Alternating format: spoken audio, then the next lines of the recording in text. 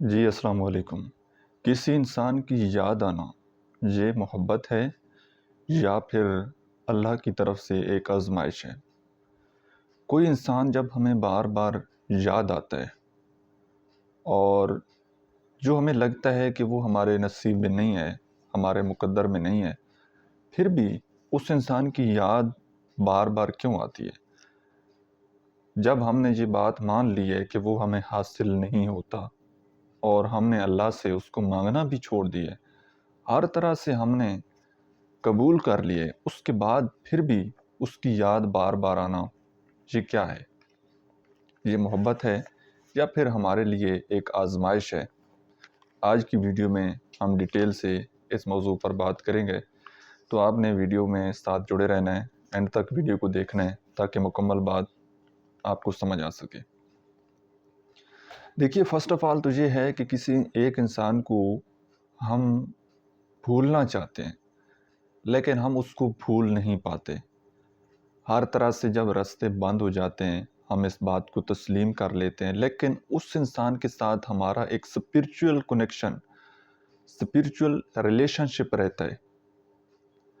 ہم اس انسان کے ساتھ کوئی تعلق نہیں بنا سکتے جب یہ پتہ لگ جاتا ہے کہ وہ ہمارے نصیب میں، مقدر میں نہیں ہے، اور ہم موو آن کرنا چاہتے ہیں لیکن پھر بھی اس کی یادوں کی زنجیر سے ہم بندھ جاتے ہیں، ہم زندگی میں آگے نہیں بڑھ پاتے۔ اس کے پیچھے کیا ہوتا ہے؟ اس کے پیچھے چند ریزن ہیں، کچھ اسپرچول ہیں، کچھ سائیکولوجیکلی ہیں، وہ دونوں میں آپ کے ساتھ ڈسکس کرتا ہوں اور پھر آپ کو یہ بھی بتاتا ہوں کہ یہ آزمائش ہے یا محبت ہے۔ پہلے اس بات کو کلیئر کر لیتے ہیں۔ سب سے پہلی بات تو یہ ہے کہ اگر اس کی یاد، اس کی محبت وہ آپ کو اللہ کے قریب لے کر جا رہی ہے، آپ زیادہ سجدے کر رہے ہیں، آپ کو اللہ کی زیادہ یاد آ رہی ہے، آپ اللہ کا زیادہ ذکر کر رہے ہیں، تو یہ ایک محبت ہے۔ آپ کی یہ وہ محبت ہے کہ عشق مجازی سے عشق حقیقی کا سفر۔ اللہ رب العزت انسان کا امتحان لیتا ہے کہ میری محبت سے زیادہ تو اس نے کسی کو پرائورٹیز نہیں دی، تو اللہ تعالیٰ جی آپ کا امتحان لے رہا ہوتا ہے کہ آیا آپ مجھ سے زیادہ محبت کرتے ہیں یا اس انسان سے۔ بعض اوقات لوگ ٹھوکر اس لیے کھاتے ہیں کہ وہ اللہ کی محبت کو بھی بھول جاتے ہیں، اللہ کو بھی بھول جاتے ہیں، اور کسی انسان کو فرسٹ پرائورٹی پر رکھ لیتے ہیں، اپنا سب کچھ کسی اور انسان کو سمجھ لیتے ہیں، اور جب وہ دھوکہ دیتا ہے پھر یہ لپکتے ہیں اللہ کی طرف، پھر یہ گڑ گڑاتے ہیں، پھر یہ روتے ہیں۔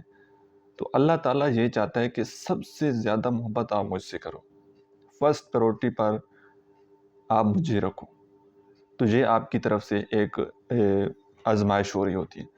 لیکن اگر وہ محبت، وہ یاد آپ کو اللہ سے دور لے کر جا رہی ہے تو یہ ایک آزمائش ہے، یہ ایک تکلیف ہے۔ اس لیے آپ کو اللہ کے آگے رونا چاہیے، اللہ تعالیٰ سے آپ کو مدد مانگنی چاہیے، اور بعض اوقات جو محبت آپ کو اللہ کے قریب لے کر جا رہی ہوتی ہے تو وہ آپ کو بہت کچھ سکھا رہی ہوتی ہے، وہ آپ کو صبر سکھا رہی ہوتی ہے، اور اس محبت کی وجہ سے آپ کی زندگی میں ایک پازیٹیو چینج آتا ہے۔ آپ رونا سیکھ جاتے ہیں، آپ نرم دل بن جاتے ہیں، ٹھیک ہے، آپ اللہ کے قریب ہو جاتے ہیں، آپ اللہ کا زیادہ ذکر کرنے لگ جاتے ہیں، تو وہ محبت ٹھیک ہے۔ لیکن جو محبت آپ کو اللہ سے دور لے کر جا رہی ہے، آپ ڈرگز کی طرف جا رہے ہیں، اللہ کو بھول رہے ہیں، آپ نماز نہیں پڑھ رہے، اذکار نہیں کر رہے، تو یہ پھر ایک آزمائش ہے، ایک تکلیف ہے، اور اس کا نتیجہ بڑا بھیانک ہوتا ہے، ٹھیک ہے۔ اب بات کرتے ہیں کچھ سائیکولوجیکلی ریزن کی وجہ سے۔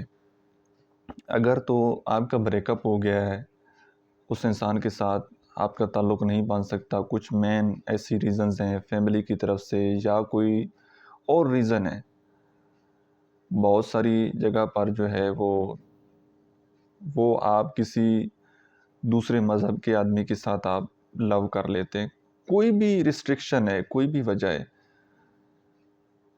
تعلق بنا تھا، بریک اپ ہو گیا، تعلق آگے نہیں چلا، لیکن وہ ذہن سے انسان نہیں جا رہا، اس کی ایک مین ریزن سائیکولوجیکلی یہ ہوتی ہے کہ آپ نے دوبارہ اپنے آپ کو زندگی میں موو آن نہیں کیا۔